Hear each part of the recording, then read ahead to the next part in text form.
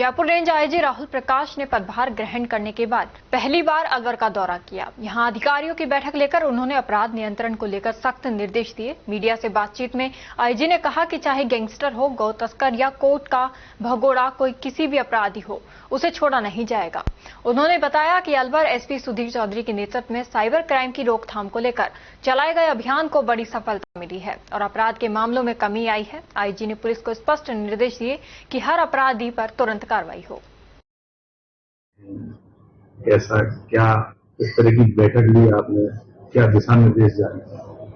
अभी जैसा कि विदित है कि पूरे राजस्थान में ज्यादातर जिलों में नई टीम ने काम करना शुरू किया। उसी तरीके से अलवर में भी नए पुलिस कप्तान आए हैं और जो प्रायोरिटीज हमारे डीजी साहब ने जब से ज्वाइन किया है और जो प्रायोरिटीज उन्होंने बताई है, जिसमें कि जो नवीन कानून की महत्वपूर्ण धाराएं हैं, जैसे संगठित अपराध के विरुद्ध है, अपराधियों के संपत्ति की कुर्की जब्ती का है, ट्रायल इन एब्सेंशिया है कि अगर कोई भगोड़ा होकर के अपने आप को बचाने की कोशिश कर रहा है तो उसके खिलाफ भी कार्रवाई शुरू की जा सके कोर्ट में।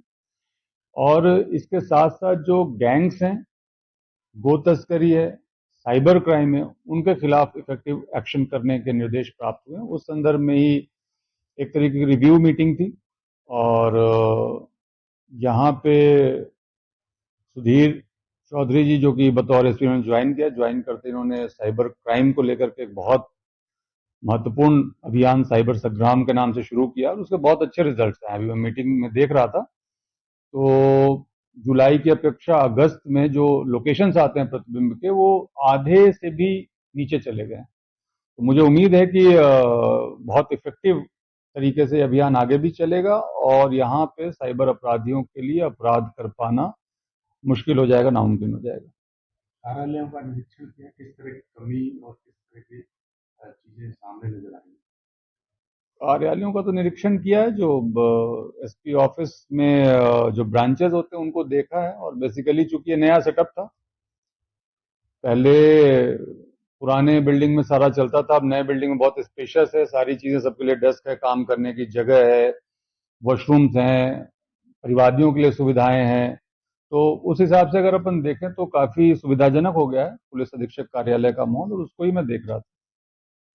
सर, अभी गो तस्करी की समस्या हमेशा से रही है और अलवर और भरतपुर, क्योंकि ये एग्जिट पॉइंट्स है पूरे राजस्थान के लिए, जब दौसा से, जयपुर ग्रामीण से, नागौर से या कहीं से भी गो तस्कर गायों को उठाते हैं तो फाइनली एग्जिट या तो वो अलवर से करते हैं या भरतपुर से करते हैं। तो इसलिए यहाँ पे अपने को संख्या ज्यादा दिखती है, लेकिन एसपी साहब ने जो भी कच्चे पक्के रास्ते हैं उनका बहुत अच्छा प्लान तैयार किया है और उन सबके ऊपर इफेक्टिव नाकेबंदी की कार्रवाई की जाएगी, गश्त की कार्रवाई की जाएगी और इंटेलिजेंस नेटवर्क को भी काफी मजबूत करने का प्रयास कर रहे हैं। मैं मानता हूं कि आने वाले दिनों में इसके ऊपर बड़ा ही प्रभावी नियंत्रण आपको दिखाई देगा।